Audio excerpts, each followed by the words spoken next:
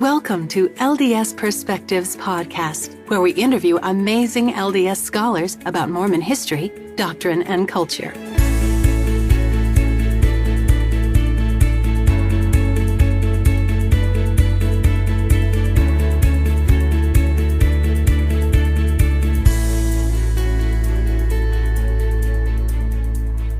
Hi, this is Brian Hales. We are here with Don Bradley, who is a professional researcher who has recently finished his master's thesis and is pursuing a degree at Utah State University.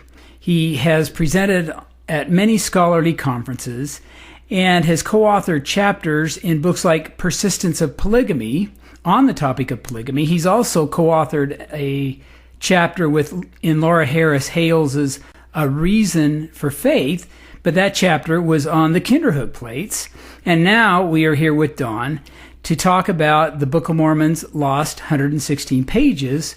Don, why don't you give us a little background on what got you interested in the lost 116 pages? Sure. Hey there, Brian, my friend. Good to be with you.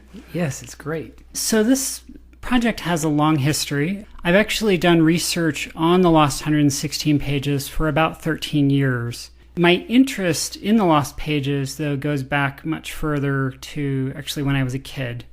The lost 116 pages are what you might call a conspicuous sacred absence. Every Mormon primary child knows about the lost 116 pages, but nobody knows what was in them. This has become kind of natural to us because that's just the way that it is.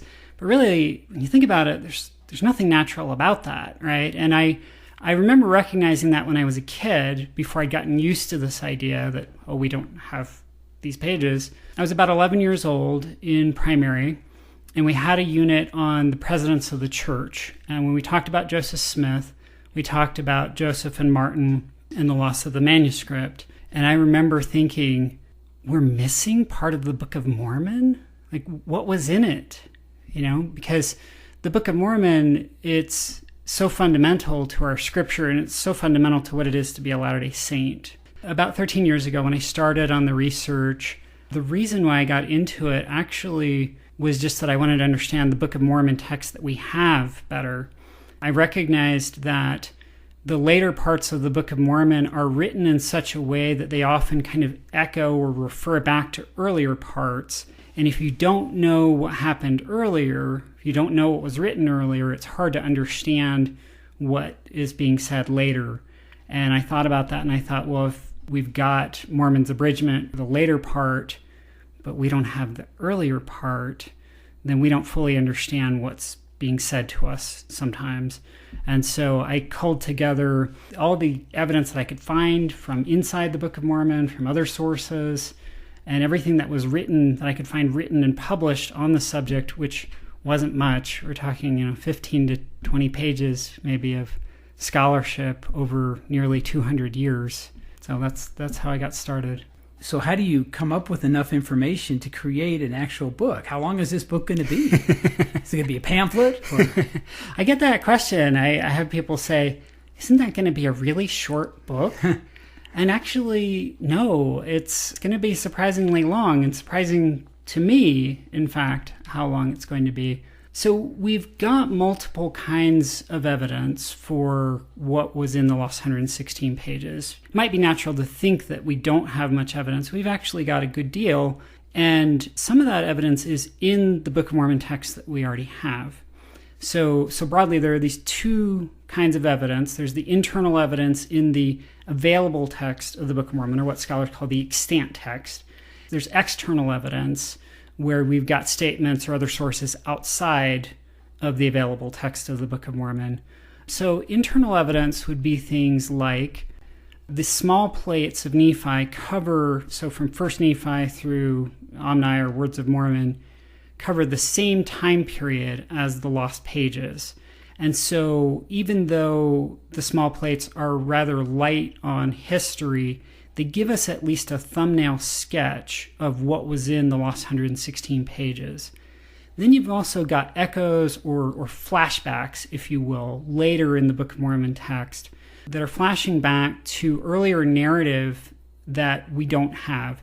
So a great example of this would be in Mosiah chapter 11, King Noah, it says, built a tower on this hill that was north of the land Shiloh. And it says that when he built this tower, that it was on the same hill that the children of Nephi had used as a resort or as a place of refuge at the time they fled out of the land. Now, what in the world is that talking about, right? You're supposed to know what it's talking about. You remember, don't you, Brian, the time that the children of Nephi fled out of the land? You don't. No, I don't. It's not in the Book of Mormon text that we have. You're supposed to know it, though, which means it was in the Book of Mormon text. So it was in the lost pages. So that, even though it's about a missing story, it gives us a clue, multiple clues actually, about that story. And then we can combine that with evidence actually from the small plates, from Omni, and get a better picture of what that story is that it's talking about. There are multiple flashbacks like that in the Book of Mormon text. Then you've got external evidence. Joseph Smith's earliest revelations, some of them have also allusions back to the lost pages. The most obvious and explicit of those is in section 10 of the Doctrine and Covenants, where it actually says to Joseph Smith explicitly, you'll remember that it was said in what you translated before that the plates of Nephi had a more extensive account of these things, referring to the large plates. So we know there that the lost pages talked about how the large plates had a more extensive account. The lost pages were apparently an abridgment from the large plates. But there are other clues also that are a little more subtle but identifiable in those very early revelations, where it's referring back to something, narratives that had come before that we don't have. The most significant type of external evidence, there are a few others, is direct statements. The only one of these that's been very widely known is Apostle Franklin D. Richards left an account that when he was in Nauvoo, he heard the prophet Joseph Smith explaining to someone how the Book of Mormon could be the stick of Ephraim. And his explanation was that it said in the lost pages that that although Lehi was a descendant of Manasseh, Ishmael was a descendant of Ephraim. There are other sources like that give much more significant details than that. Sometimes extra details about narratives that we already have, and sometimes whole narratives that we don't already have. And we'll talk about a couple of those sources later. Okay, let's just shift for a minute to the history. Tell us about how the pages came to be lost. There's a narrative that's been handed down about that, right, where we have details, particularly from Joseph Smith himself, where Martin wanted to take the pages. He asked 3 times. The first time, his request was declined. The second time, again, Joseph took it to the Lord. The Lord said no. The third time, there was a provisional yes. And the yes was, if you will make a covenant that you'll only show the pages to these 5 people, and the 5 people were all members of Martin Harris's family. There is kind of a deeper question that's not answered by the narrative that's been handed down, but that we can nonetheless piece together. That question is, why was Martin so pushy? Why is he pestering God over and over? No, really, let me take these pages. Very insistent. Right. There's no source that lays it out for us and says, hey, this is why Martin Harris was so insistent on taking those pages. But if we look at the chronology of what was happening, we can infer it. And this is maybe a good example of the sort of method that I'm using in analyzing the history of the lost pages and the history in the lost pages, if you will, the narrative. Joseph says that Martin Harris was there in Harmony taking dictation for him as he's translating the Book of Lehi from about April 12th to June 14th, 1828. Something that we know about Martin is he's a farmer. He's quite a good farmer, and he's a prosperous farmer. And something that we know about that year is there was very unusual weather that year. It was unseasonably warm, actually, and so the planting season came early. The planting season that year was from about mid-April to about mid-June. Now notice that time frame. Joseph said Martin was down in Pennsylvania with him, taking dictation from about April 12th to about June 14th. Guess who missed the entire planting season on his own farm in order to take dictation for that manuscript? Martin. Another clue comes from the Palmyra paper, the Wayne Sentinel. On May 8th in Palmyra, according to the paper, Martin Harris's daughter, Lucy Harris, not his wife Lucy, his daughter, Lucy Harris Jr., got married in Palmyra. So guess who wasn't at his own daughter's wedding? He could not go home empty-handed. I think there's plenty of room for sympathy with Martin here. If you can imagine him missing the entire planting season on his farm, and that was his livelihood, right? And his own daughter's wedding, and then going home and saying, oh, Lucy, if you could see this manuscript, right? If you could see it, then you would know. Now, he had to have something to show for all of that. And that's why he's just so persistent, so insistent on taking that manuscript. It makes us a little more sympathetic to Martin's position when we understand some of the backstory there. So Martin gets the manuscript down in Palmyra, now in the Harris home, and he shows it to the 5 people, and then what happens? Then he keeps showing it to other people.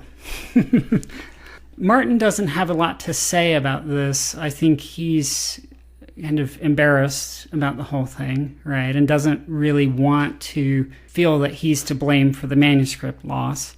But Joseph Smith tells us in his history that a particular friend of Martin's came by, and Martin who had maybe a special interest in this manuscript, Martin felt like he just had to show this guy. He showed it to him, and once he'd sort of broken through that barrier, right, sort of gone beyond his covenant, he just kind of kept going, right? He showed a lot of people. Joseph clearly thinks that this is the reason that the manuscript got lost, because Martin had broken his covenant, and possibly also because I think that part of what Joseph was thinking is that one of the people that Martin had showed this to was actually involved in the theft, and would have known where the manuscript was. Had been locked in like a bureau. And if Martin is, fishing that out for guests as they're coming in, they would have known where the manuscript was. They would have known things about the manuscript and maybe had an interest in taking it.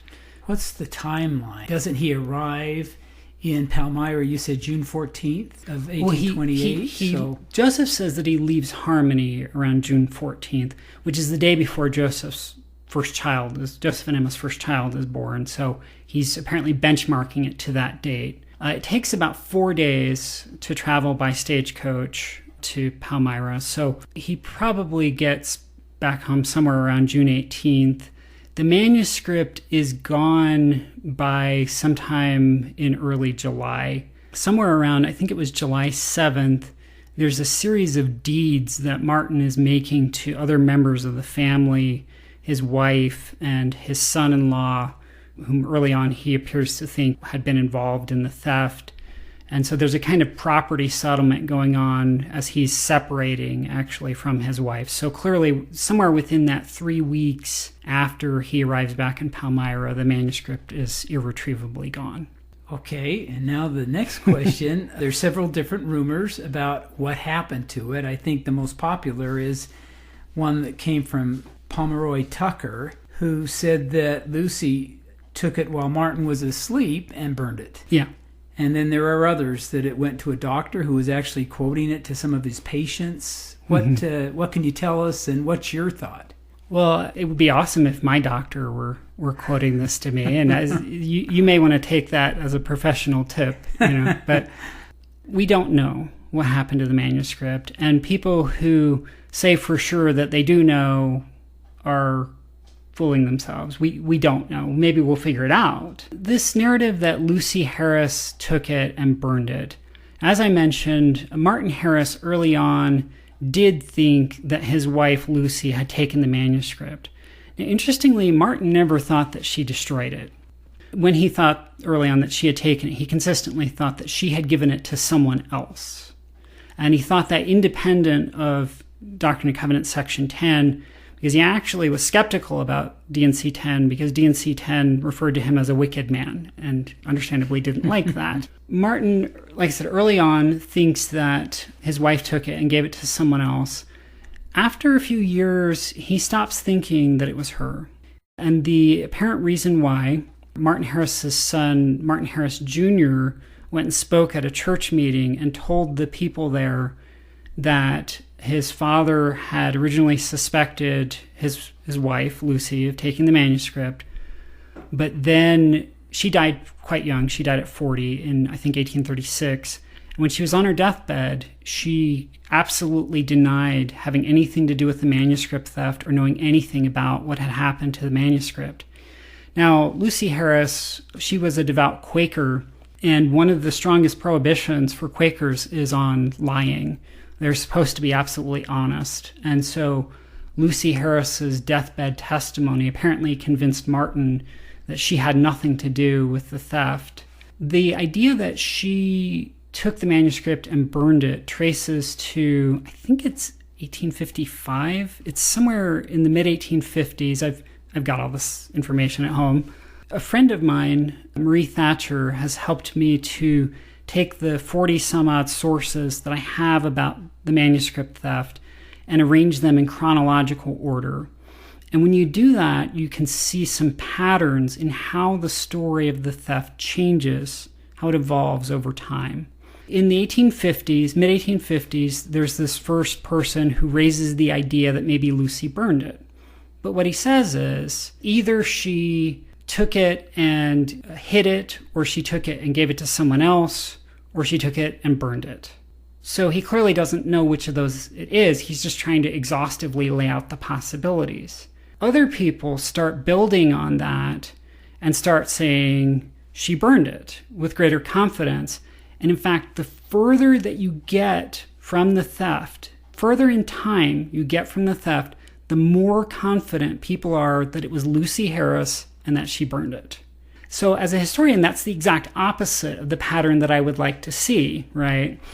I'd be more persuaded that it was Lucy Harris and that she burned it if the closer you got to the event, the more you heard people telling that story. Instead, it's just the opposite. The further in time you get from the event, the more that's the story. You're saying it may not have been burned and that it might be rediscovered? I sure hope so. I would think that after 189 years, if it were still out there, it would have surfaced. On the other hand, I do have record of people saying long after the theft that they knew where the manuscript was. And I'm trying to follow up on that now, see where it could have gone. And it would be the coolest, it would be the biggest find ever in Mormon history, and one of the biggest finds ever in religious history, if that turned up. So I definitely hold out hope that it's out there. One person who believed that it would surface was Joseph Smith Sr. He gave an interview in 1830 that actually in which he said to the interviewer that manuscript would someday come forth. So I don't know if that was just his opinion, if he's getting that from his son Joseph Jr. or what, but I hope it's out there. Has anybody tried to forge the 116 pages? Oh yeah. So the most famous forger in Mormon history, and actually one of the most famous and successful forgers in history, Mark Hoffman. Mark Hoffman. Actually, that is the project that he was working on right at the end of his notorious forging career.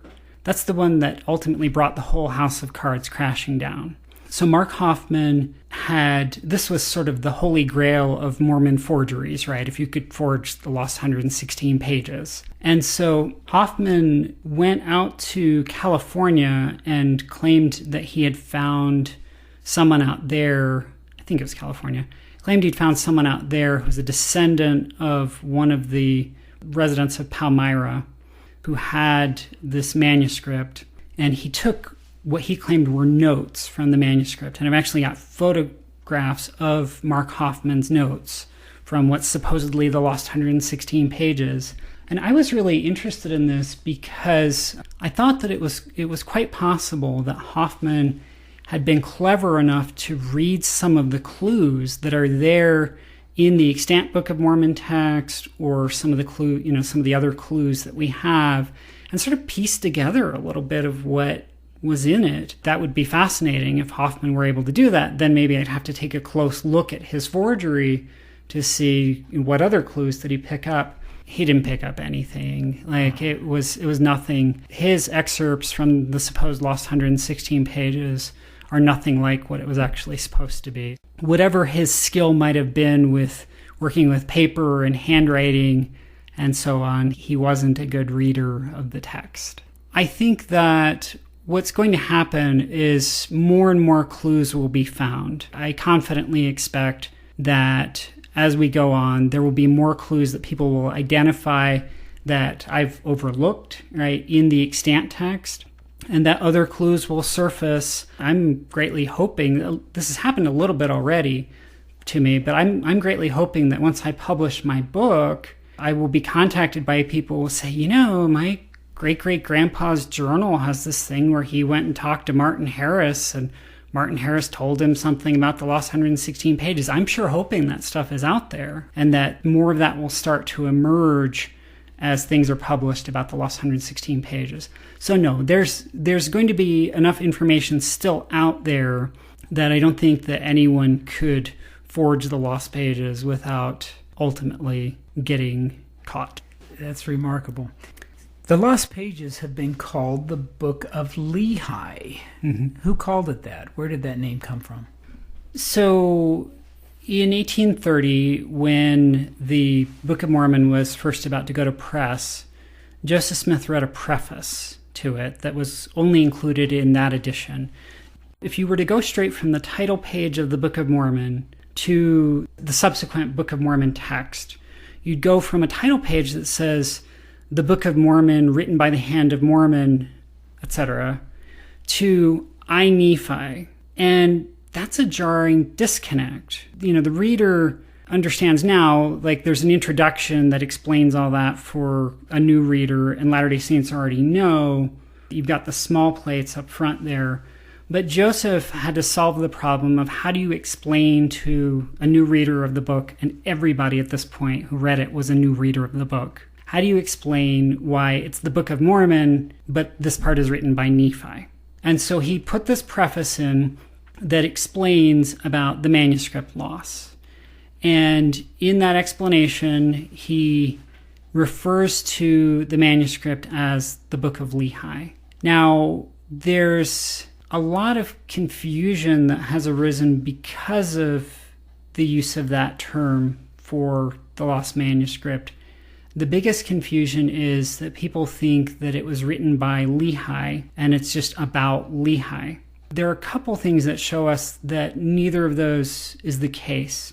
So first, in the preface to the 1830 Book of Mormon, Joseph Smith says that the Lost Pages or Book of Lehi was an abridgment made by Mormon. So the Book of Lehi is named the Book of Lehi by Mormon, and it's a text narrated to us by Mormon.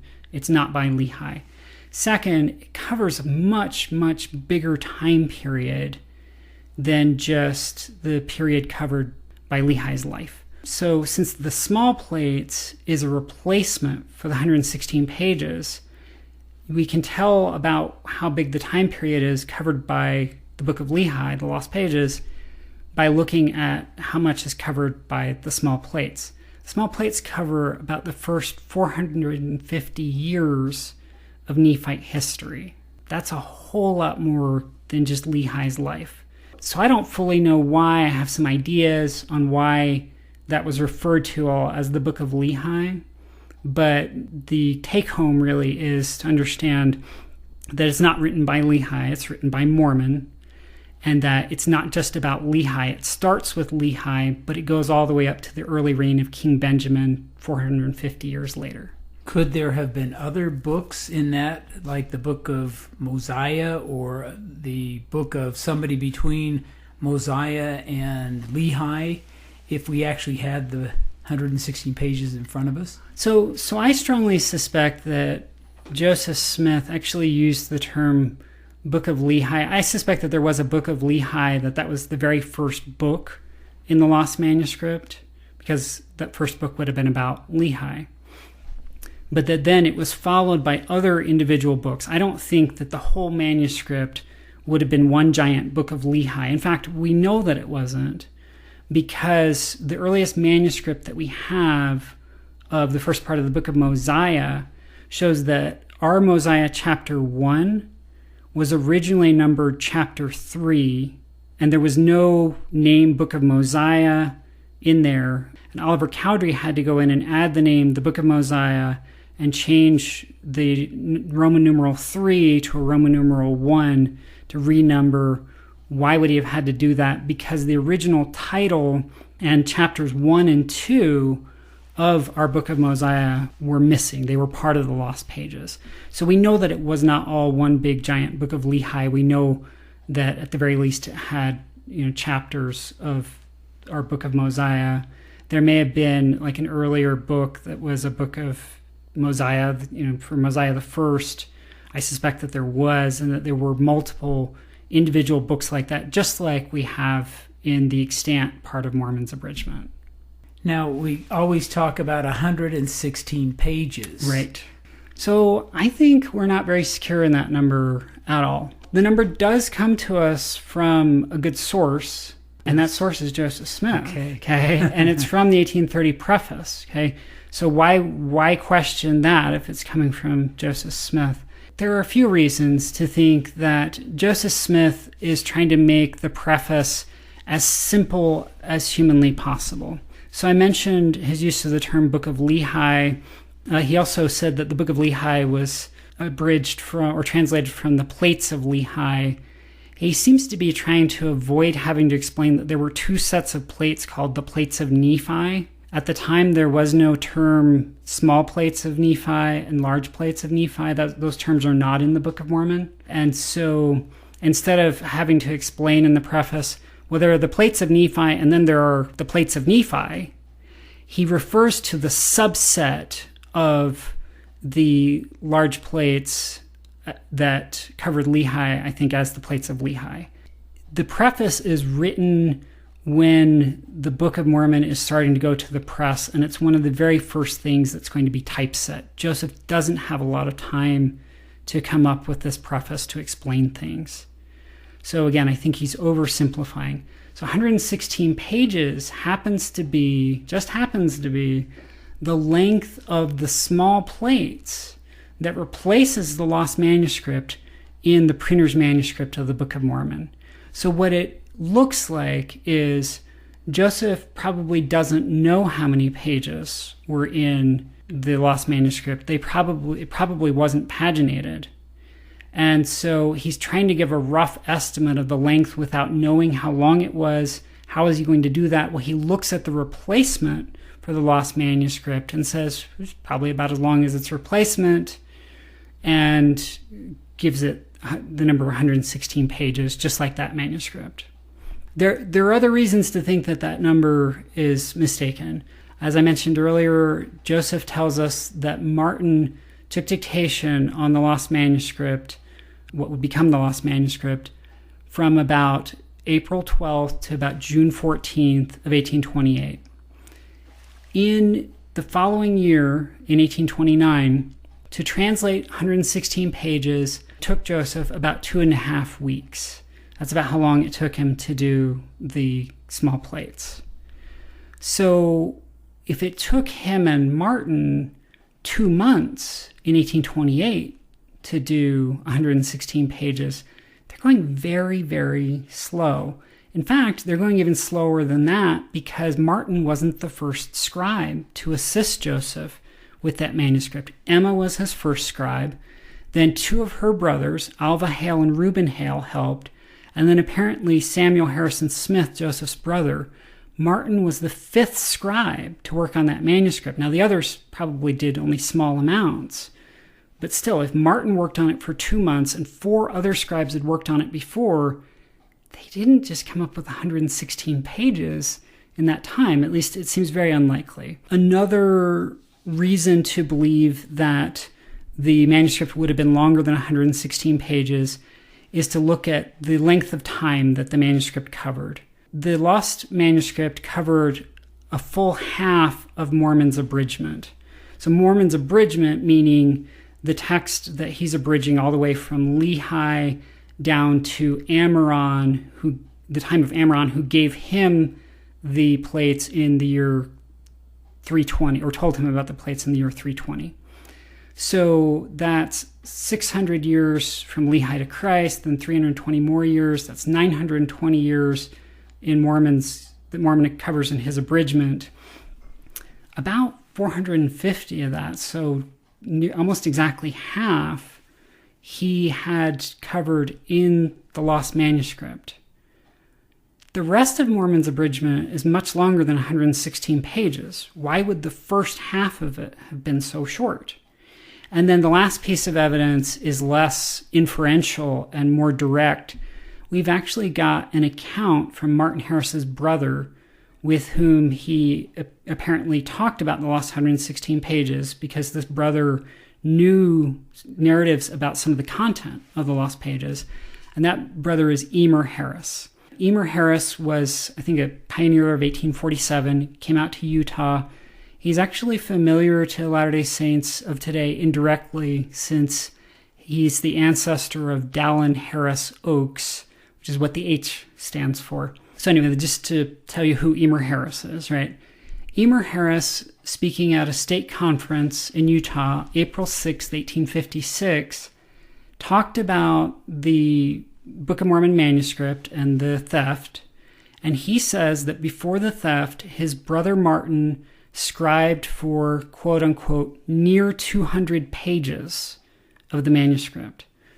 Now, Emer was well aware of the 116 number because he'd served a mission with Martin, actually, where he was distributing many of those 5,000 original copies of the Book of Mormon printed in 1830, and every single one of them had the number 116 pages in it.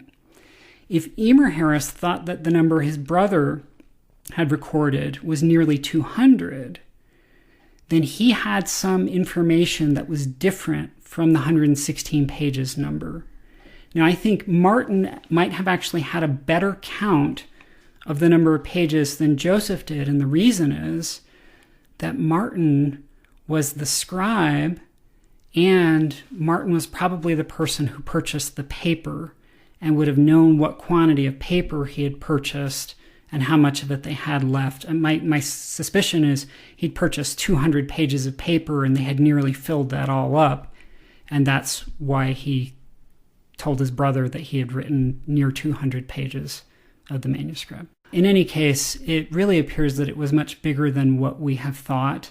If it was about that length, it would be about half the length of the present Book of Mormon. That's how much we would have lost, is about half of that length, and so about 1/3 of the total Book of Mormon. Okay, Don, let's talk more about what you've discovered about the content. Some scholars have compared Lehi as he left Jerusalem to Moses when he left Egypt. Yeah.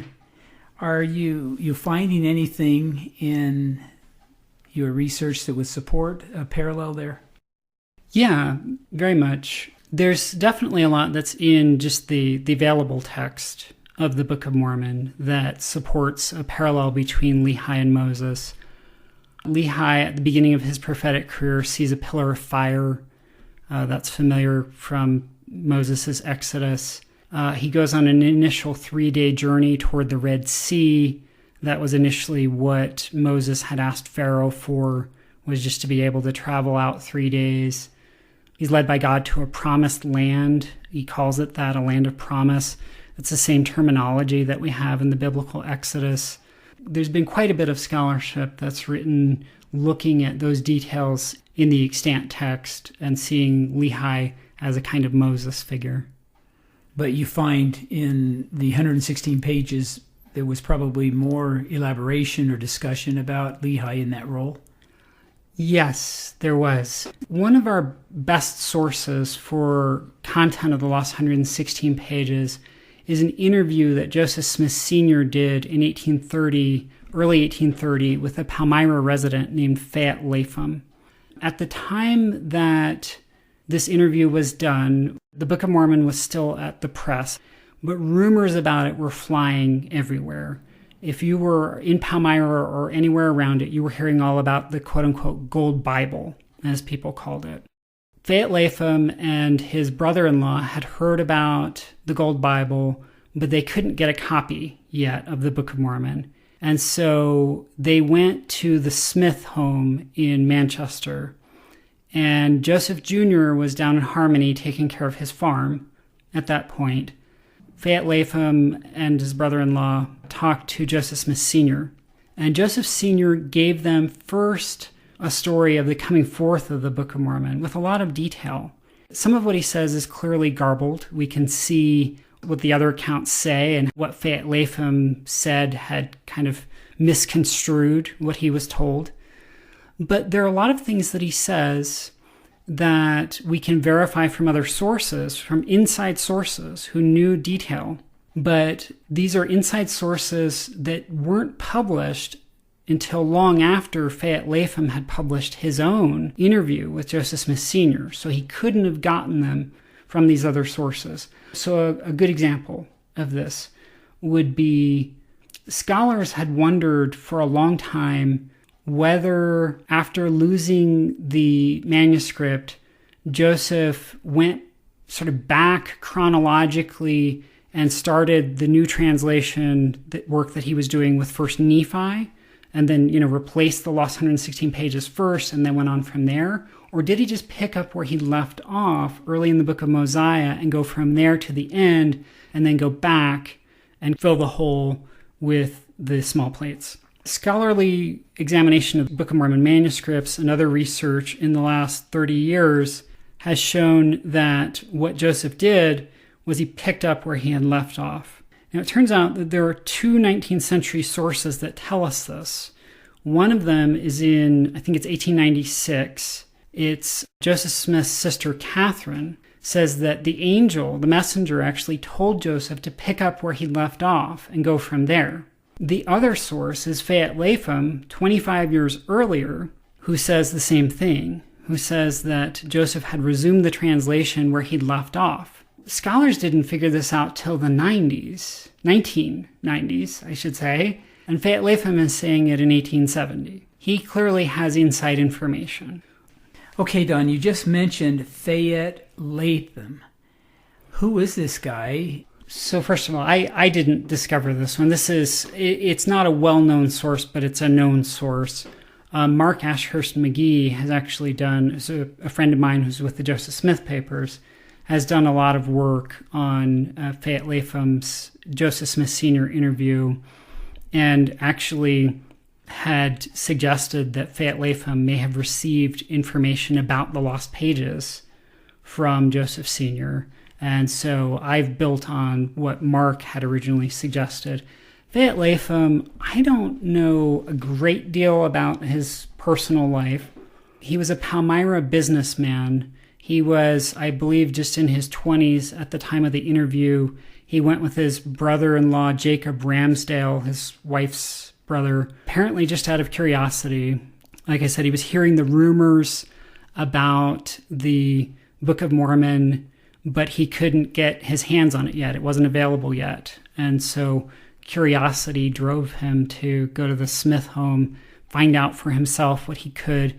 He didn't publish his interview account until much later, so 40 years later. Mark Ashurst McGee has suggested to me that he thinks that Fayette Latham took notes at the time of his interview, and I concur. There's too much that he gets right to not have either a near supernatural memory, maybe, or some kind of contemporary notes that he's using. So has this source been published? Is this in a journal somewhere?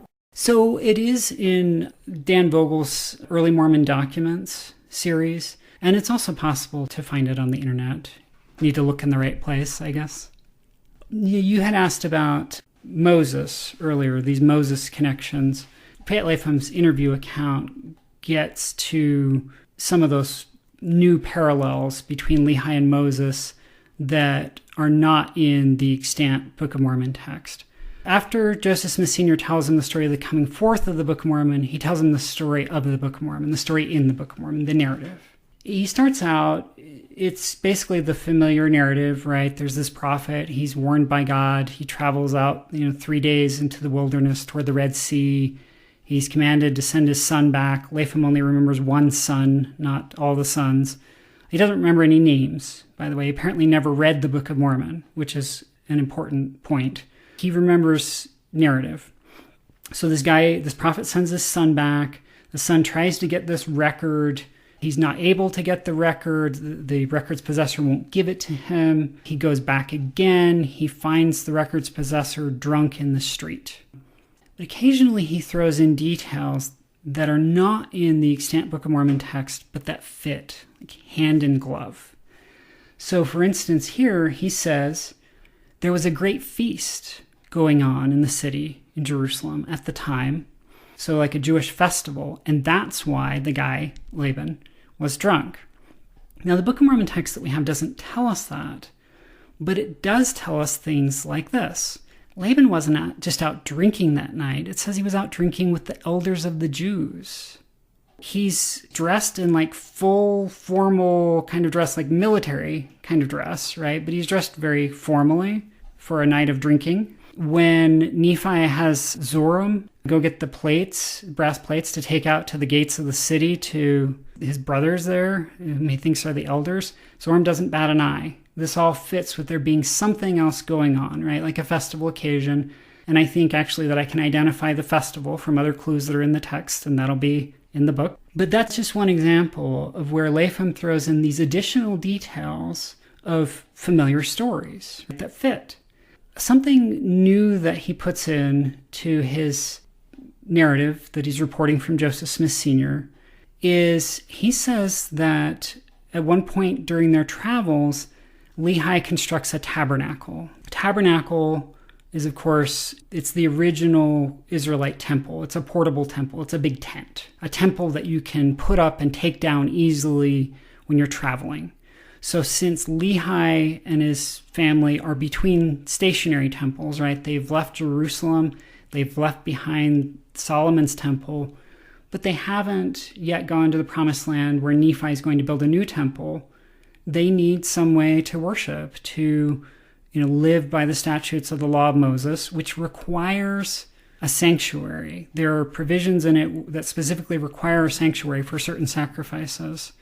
What Latham describes, that Lehi would have used a tabernacle, fits with what we know from the Book of Mormon, but it's not in our Book of Mormon text. He also says, by the way, that that tabernacle is where Lehi would go to consult the Liahona. That's where he was able to get direction from the Liahona, was in this sacred space that he had created, right, that isn't mentioned in our current Book of Mormon. Now, the obvious criticism, and this has been leveled at Nephi's temple in the New World, is that the Mosaic Law didn't allow any other temples or tabernacles outside of the one in Jerusalem. Any thoughts on that? Yeah, there's some scholarly discussion and controversy over this. There was something that happened during Lehi's life called the Josian Reform, or the Deuteronomic Reform. Before the Josian Reform, it appears that actually there were multiple Israelite temples. Archaeologists have found the ruins of a couple other Israelite temples, I think at least one of them in Egypt, but that are similar in structure, not in size, but in structure to Solomon's temple or the biblical tabernacle. Also, Lehi was leaving behind Solomon's temple, right, which was about to be destroyed anyway. The Babylonians were about to come in and carry the Jews captive into Babylon, into exile, and destroy Solomon's temple. So if Lehi's people were to live the law of Moses, they needed their own structure besides the one that they had left behind. The later Jews don't hesitate to rebuild a temple when they return to Jerusalem. I don't see any reason why Lehi couldn't have built his own tabernacle, or the Lord who commanded Solomon's temple to be built couldn't command another one to be built. Did Lehi see in his dreams the destruction of the temple, so he may have felt like it was going away anyway? I don't remember if it specifically says he saw the destruction of the temple. He does see the destruction of Jerusalem and the exile of the people. I would certainly imagine that the destruction of the temple would have been part of that. Interestingly, he may not have needed to see things just in vision. He may have, the temple had already been desecrated. There's this pregnant phrase early in First Nephi that we usually just kind of gloss over because it's so familiar, where it says that it came to pass in the commencement of the first year of the reign of Zedekiah, king of Judah, et cetera, and talks about how Lehi received his prophetic call. What we don't think about when we read that is, how did Zedekiah's reign commence?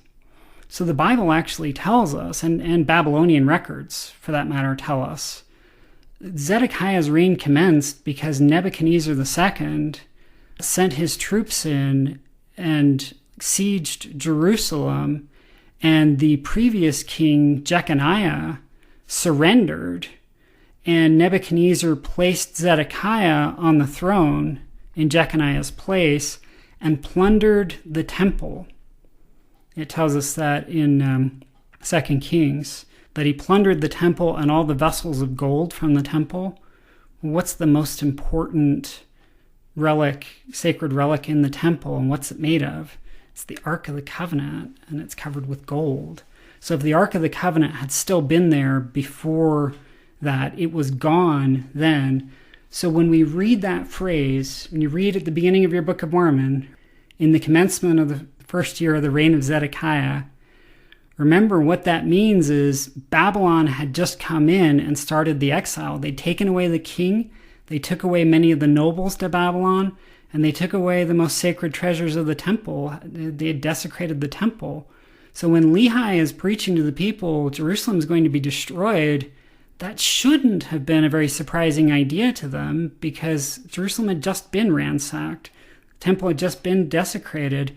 Lehi may have felt that, or been told that, the temple of Jerusalem was no longer sacred, was no longer active, because the Ark of the Covenant that represented God's presence had been taken away from it.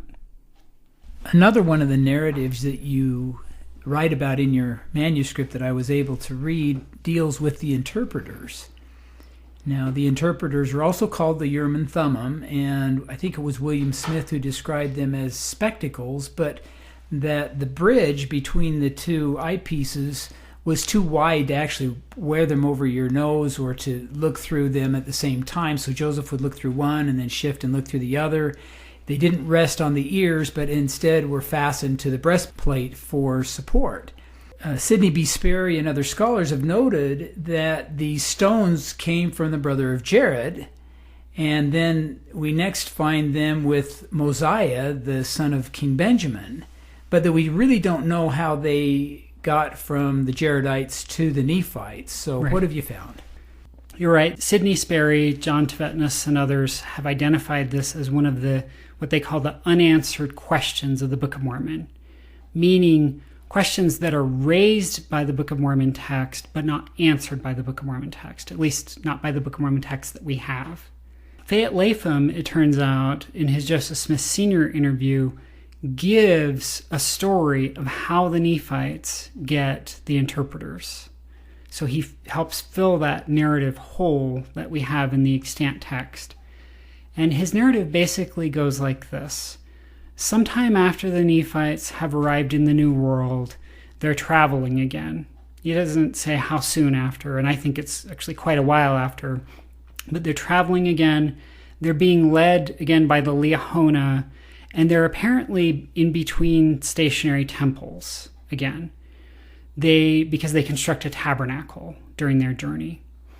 And whoever it is who is using the Liahona, and Latham doesn't give a name, he doesn't seem to know any of the names. He just says, he refers to whoever it is as they. They were going along and they were led by the Liahona, and whoever this person is led by the Liahona to an object. And he doesn't know what the object is. He doesn't know what he's supposed to do with it once he finds it.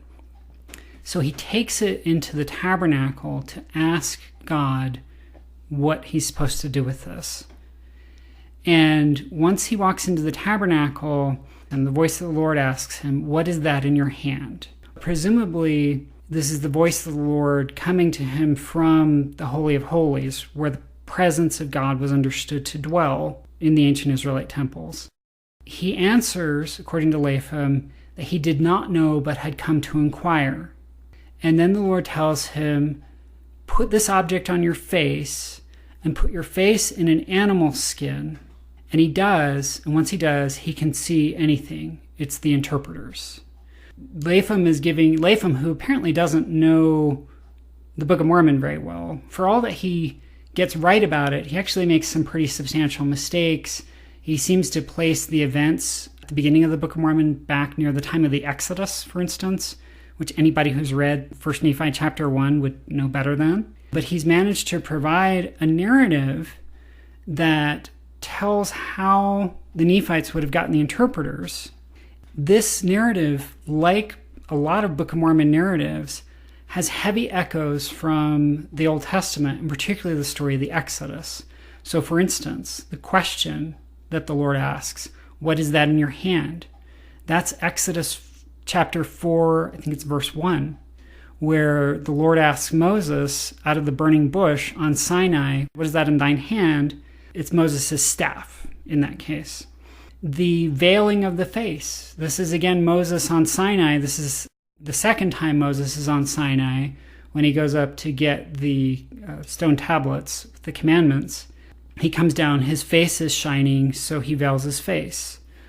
The wrapping of a sacred object in an animal skin. This is also the Exodus. This is the biblical tabernacle was built during the Exodus at Sinai. And when it was built, it had various coverings, and the outer covering was supposed to be made from badger skins. The sacred relics of the sacred vessels of the temple, when the tabernacle is taken apart and it's all being transported, those sacred vessels are supposed to be wrapped in badger skins. The narrative that Latham is giving, it fits with Book of Mormon narrative, even though the person who's giving the narrative doesn't seem to know that much about the Book of Mormon. So you've drawn a parallel between Exodus and also how the interpreters were used by Mosiah. Have you found any other parallels, perhaps by the way Joseph Smith used the interpreters? Yeah, this narrative that we're given by Fayette Latham, apparently from Joseph Smith Sr., could shed light on a very unusual practice of Joseph Jr.'s. A lot of people know, and maybe some don't, when Joseph Smith used his seer stone, when he's translating the Book of Mormon, he doesn't always use the interpreters when he's translating. Sometimes he uses another seer stone besides those two interpreters. And when he does, he reportedly puts the seer stone in his hat and then looks into the hat and is able to see the translation in that way. In light of the story about the Nephites finding the interpreters, this practice of Joseph Smith makes way more sense. I found a source that describes what Joseph Smith's hat was made of. It was beaver skin. Beaver skin hats were a very popular kind of hat at the time. The one source that describes what Joseph's hat was made of says it was a beaver skin hat. So Joseph doesn't understand himself to be putting his face in a hat to look at the seer stone and translate. He's putting his face in an animal skin, which is a pattern that he finds in this story of Mosiah I, and is a pattern that echoes the biblical narratives of the Exodus and how they would wrap the sacred relics in animal skin. King Mosiah, and we're talking about King Benjamin's father, is the one who is led by the Liahona to discover the interpreters, and that's how the Nephites come into possession of them, and then they're passed to King Benjamin and to King Mosiah, which is the story we hear about in the Book of Mosiah. Right, so there's a lot of evidence that points to this narrative being about Mosiah I, and I won't try to go into most of it right now. I will mention that there's evidence from the Book of Mormon text, the earliest manuscripts, that King Benjamin actually had the interpreters, which makes sense. Mosiah II, we know, has them and uses them, but we have the entire story of Mosiah II's reign, and it never mentions what would have been a momentous event, the finding of the interpreters. So he apparently just gets them from his father. It talks in Mosiah chapter 1, or Mosiah 1, about how the relics are passed on to him. This was apparently one of the relics. Like I said, there are other evidences from the early Book of Mormon manuscripts that King Benjamin had the interpreters. Well, where did Benjamin get them? Mosiah the First, if you look in the Book of Omni, we're given just a very brief summary of his narrative, which, for the record, I think was one of the coolest narratives in the Book of Mormon. And fortunately, even though we don't have that full narrative, we've got quite a bit of evidence about what was in that narrative. And I think providentially we have that evidence. I think that the Lord made sure that we have evidence about some of these key things from the lost pages so that we can better understand. But in the story of Mosiah the First, in the Book of Omni, it talks about him making an exodus from the land of Lehi to the land of Zarahemla. So they would have been between temples. And it talks about after he gets to Zarahemla, there's a jaredite stone record that's brought to him, and he interprets the engravings on it. Now, it doesn't say how he interprets the engravings, but that's kind of what the interpreters are for, and where they get their name from. And so that implies, and other scholars have noted this as well, it implies that Mosiah the First had the interpreters. There's no evidence, we have no stories that imply that anyone before Mosiah the First had the interpreters. So it appears that Fayette Latham is giving us a story about Mosiah the First, his exodus, and how he found the interpreters. Well, and doesn't Omni say that he interpreted the stone by the gift and power of God? Oh, it does, yes.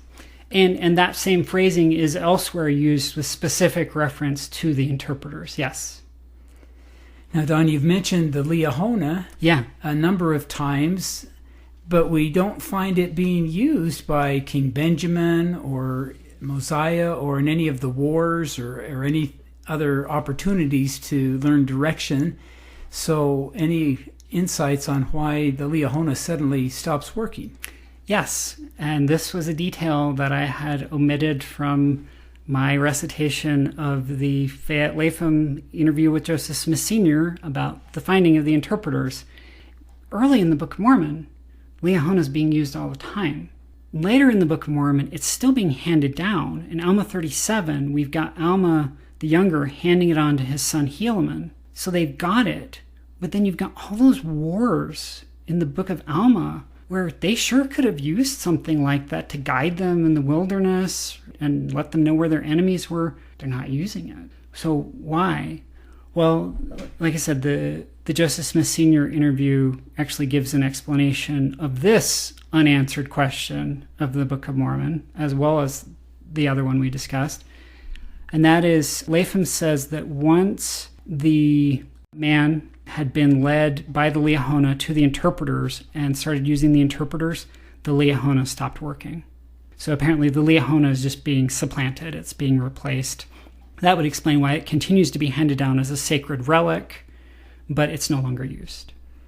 Okay, it had 2 spindles in it. Yes. It tells us in the Book of Mormon that there was one spindle that pointed the direction that they should go. So that's clear what one spindle was for, but it doesn't tell us what the other one was for. So why would there be a need for a second spindle? Does it just point randomly, or what is it for? Close associate of Martin Harris gave a description of the Liahona that would explain the function of the second spindle. He says if you were to look at the surface of the Liahona, that around the edges you had characters or pictures or something that indicated different things like food, water, other types of provisions, and so on. And so, according to him, the function of the second spindle was that the second spindle showed you what the first spindle was pointing you to. Oh my goodness. So, if the Liahona was now pointing you to not how to get to the promised land, but where to go for game, wild game, so you can eat, you don't want to take the whole clan, the whole family, and have them go up in the mountains to look for game. So the Liahona actually tells you it's not pointing the way to the promised land, it's pointing to food. So then the hunters can go and get food. One of the questions I've had as I've read the Book of Mormon is we find Mosiah traveling to the land of Zarahemla where they meet the Mulekites. Yeah. Well, Mosiah arrives there, and they're much more numerous than Mosiah and his followers that traveled from the land of Nephi. And then the next thing we learn, Mosiah is king over the whole land of Zarahemla. Right. So he's a refugee, he shows up, and shortly thereafter they've all united behind him. That just seemed a little odd to me. Yeah, and it's actually even more odd than it may seem on the surface. Not only does the extant Book of Mormon text tell us that the Mulekites were much more numerous than the Nephites, we also have the Mulekites being a stationary people, right? They're an established people, established in the land of Zarahemla, and the Nephites are coming in as refugees. They're a smaller group of refugees coming into their land. It's not clear, actually, that Mosiah I had been their king in their earlier land, and that's something that I'll explore in the book. But another reason why this is very strange, that he ends up becoming the king over the united Nephite Mulekite nation, is you got to look at who the Mulekites were ruled by. So King Zarahemla, what we're told, is that he was a descendant of Zedekiah. So he is actually the heir of King David. He is the scion of the house of David. He, in theory, Zarahemla has right to rule over the entire house of Israel. He's the heir of David, who had been divinely selected as king and to start a dynasty. I don't know completely why Mosiah I becomes king. I do have some thoughts. The new promised land is not a promised land of Judah, like the old promised land that Lehi's family had left. The new promised land, Christ spells it out in 3rd Nephi, and I'm not remembering the chapter. It's a promised land for the seed of Joseph. Well, Zarahemla is a king from the line of Judah, but Mosiah is a king from the line of Joseph through the dynasty of Nephi. He may have had greater right to rule in the new promised land. Of course, they'd need to convince the Mulekites of that. Also, though, he was a seer, and that would be a big difference. So in Mosiah chapter 8, it equates being a seer, having the interpreters, with wisdom, having divine wisdom. That evokes Solomon. Solomon had been divinely given wisdom. He's the wisest man in the world. Any king who had the interpreters is effectively the wisest man in the world as a result. He's kind of a new Solomon. And I think that there are other factors that take a little longer to lay out that, again, I think were spelled out in the lost pages and that I'm exploring in my manuscript. Have you found any parallels between Mosiah I, who's King Benjamin's father, as they leave the land of Nephi and ultimately they arrive in Zarahemla, that exodus, any parallels to Moses and his exodus? There might be a parallel starting right from Mosiah I's name. Hugh Nibley suggested that the name Mosiah might best be seen as a combination of Moses and Josiah, who was the leader of a major reform of Israelite religion in Lehi's time. I think that there's something to that identification that Nibley made. I think Mosiah I then is framed as a kind of new Moses. Certainly what we have in the Joseph Smith Sr. interview, if we understand that to be about Mosiah I, it's chock full of allusions back to Moses and the Exodus. It's following a kind of Exodus typology where there are multiple echoes, particularly of Sinai, of the tabernacle. There are hints that on the Exodus of Mosiah I, they've got effectively their own Sinai. There's a certain mountain or hill that they stop at that has particular sacred significance on their journey. They're seeking a new promised land. Mosiah I, he's a new Moses. He's also kind of a new Lehi and a new Nephi. He's also kind of a new David. He's got lots of roles that combine into one guy. And that's one of the reasons why, as I mentioned, to me, this is his narrative, so far as we can reconstruct it, is one of the coolest of the Book of Mormon. Alrighty, Don, in your upcoming book, you will cite historical documents that have never been published before. Tell us how you found them. Found them in a variety of ways. And again, I mean, some of the clues, like I mentioned, are just in the familiar Book of Mormon text that there are millions of copies of. But there are some of the sources that have not been published before. One of those would be the Emer Harris source that I mentioned earlier. I found that at the LDS Church Archives. I was doing research. I was not looking for something on the Lost 116 pages because I had no idea that cool detail that he gives about the Mulekites was in there. But I was looking at that source, the State Conference minutes, for other reasons and just stumbled on that. And, my eyes popped out of my head. And because I'd already started doing research on the Lost 116 pages before that. So that just sort of added to the arsenal. One source that I've got that came to me because I knew descendants of the person who had written this journal, and they found out, what I was working on, and they said, hey, here are images from this journal, and they sent them to me. There are other sources that are in online collections like the archive.org. There are other sources that are at the LDS archives, and just a variety of places. One last question. In a recent Facebook post, you had written that through your research, you'd come to conclude that, quote, God is in this, end quote. And you were saying it more as I thought, just a scholarly conclusion rather than a testimony. It wasn't in the context or in a thread that was devotional. Right. Is it your research with the 116 pages, or can you just explain maybe a little bit more why you would come to that conclusion? Yes. So part of what I had in mind did have to do with the lost pages. A good part of what I had in mind there in particular had to do with seeing the hand of God, the hand of providence in Joseph Smith's life.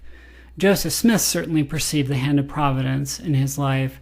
And the more that I study his life and the details of it, the more I see it. It's amazing, miraculous, how circumstances, just the most improbable circumstances in the world, just lined up to open up certain opportunities for Joseph Smith to kind of guide him in certain directions.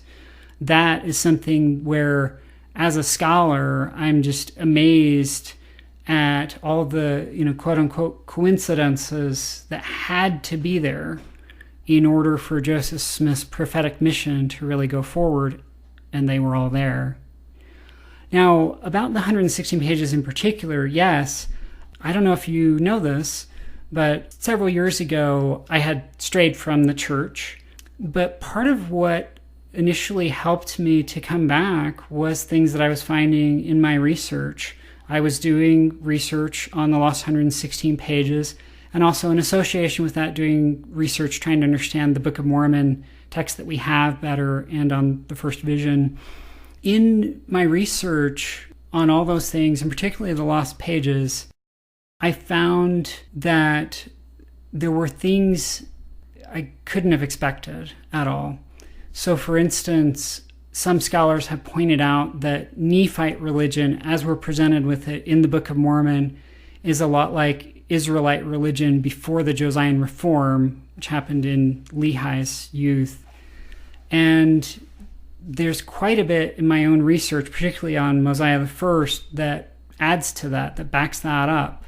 Another thing that particularly impressed me at this point where, like I said, I had strayed away from the church and from the gospel, was I had this idea that Joseph Smith had evolved from being a kind of quasi-Protestant, or maybe a Protestant, early on, to being a Mormon in Nauvoo, right? To being like, and by Mormon I mean like having the distinctive theology and the distinctive ritual that we associate with the temple, right? Things that are very much Mormon and that are not shared by other Christian groups. As I did this research, particularly on the Fayette Latham account of the finding of the interpreters, I was blown away by some of the implications that I saw there. There are things that anticipate the temple ceremony. There's a dialogue that Mosiah has with God, and some of the details of that dialogue were very impressive to me. And I had never expected that I would find quote-unquote Nauvoo Mormonism in, this document that had been dictated in 1828. And so there was that, and there were other things that went with that were just huge eye-openers, really expanded my mind and helped to initiate really the process of my own return to faith. Well, we're really glad that you're back, and we appreciate your research here, and I think all of the listeners are going to be excited for your book, because even though you've hit on some very, very interesting findings, you've also alluded to many more that we haven't got time to discuss. Dom, thank you so much for your friendship, but also for being with us today on LDS Perspectives Podcast. Thank you, Brian. Be sure to check out LDSperspectives.com to subscribe, catch up on past episodes, download transcripts, and find show notes.